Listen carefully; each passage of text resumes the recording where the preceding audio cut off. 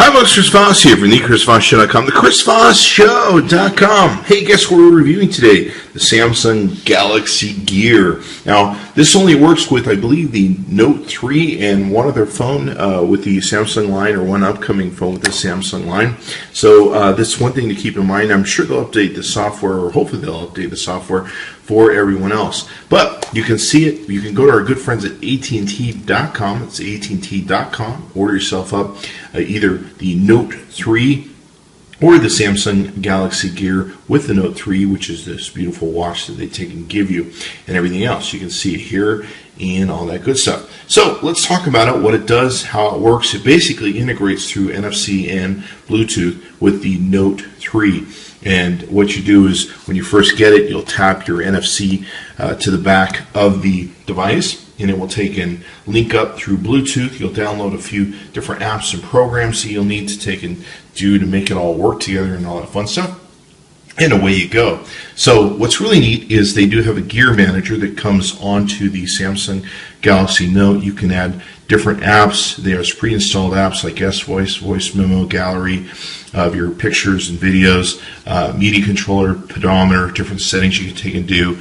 You can also go into a small app store they've created for the Samsung Galaxy apps that work with the watch and all that good stuff. You can also see apps you've installed. There's things like Path that are on here.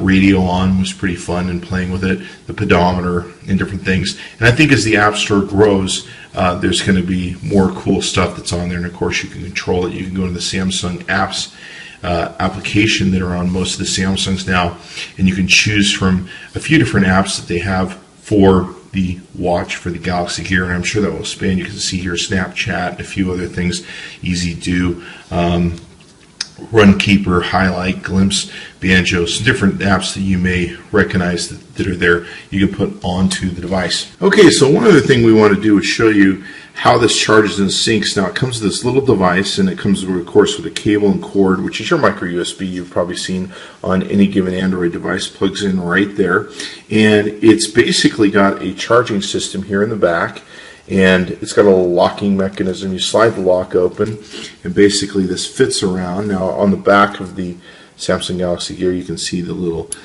connection dots there, if you will. So basically, to charge it, you lock it into this thing, you plug in the charger dealio, and you give it a good charge up, and away you go. And that's how you charge it. It seems to hold a charge for a pretty long time. The key to it is it turns on fairly quickly. I think within like 10 or 15 seconds, the screen will go off.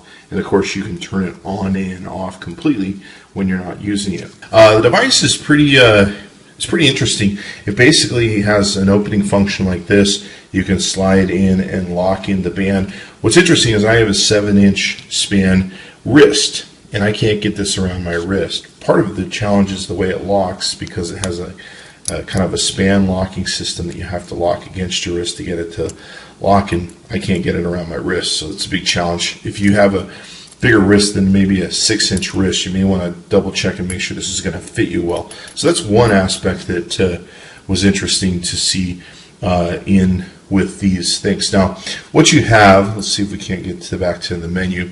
You have several different ways you can program the menu on this and make different stuff. You can see we're in the dialer now. But you can choose several different beautiful setups through your Samsung Galaxy Note 3 as to different ways you want to present the watch and all that good stuff. There's really some different beautiful things that they put in them. I chose one where I have the access to the camera, S-Touch, and the settings where I can get in and do settings and all that good stuff. I'm fairly impressed with it. There's different ways you can swipe through. You can see here I can go through notifications, S-Voice, Voice Memo, Gallery, Media Controller, Pedometer, Settings, and apps. Of course, we can get into apps, and by touching that, that'll take us into some of the apps that they have on the App Store that we can take and choose from, integrate. We can upload photos to Path and everything else. It still is fairly limited on the functions that you can take and do and what you can really do, and a lot of times you just want to go back to your phone. I'm kind of impressed with it. It's about $350 for the watch. I'm not sure that I would pay that much for the watch. It's a great kind of experience and gimmick if you like this thing, and has kind of a Dick Tracy feel to it. You can dial numbers, you can talk to it through S-Voice and everything else. But overall, I found myself just constantly wanting to, instead of looking at this little screen here, to just go look at my phone, because my phone's just like right there. But it integrates well. You can do good photos and videos through this. Good is the proper word. I wouldn't say great or the awesomest. I say good, average. You can take good photos, you can review them, and of course you can transfer them directly to your Samsung Galaxy Note 3 and all that good stuff. So, you have that's there. It's very easy to play back video. You can even get fairly good video and audio from it. I don't know how we're going to see or hear that. It's in kind of a dark area too when we took this video. But it's only 15-second video, so it's short video that you might want to upload to maybe Instagram or, I don't know, maybe Vine, if Vine takes uploads these days. And it's not like super long stuff you're going to take and get. The camera's okay. Once again, it just keeps coming back to the point of my experience with it is, why do I want this when I've got this within 10 to 15 foot's reach, and most times within a small hand reach like it is now of the phone? I mean, why would I want to use this camera when I can use this camera? I mean, maybe if you want to use this as a stealth camera or something to, I don't know, take pictures without anybody knowing or something. I don't know. Maybe that would be good, but you want to take some quick 15-minute recordings. I don't know. There could be some subversive sort of ways that you would utilize that style of taking photos or videos. But other than that, I don't really see much excitement in the product. I think it's a great product. I think it's very innovative. I think it's awesome. I really don't know how people can say Apple is out innovating the Samsung when Samsung is putting stuff out like this.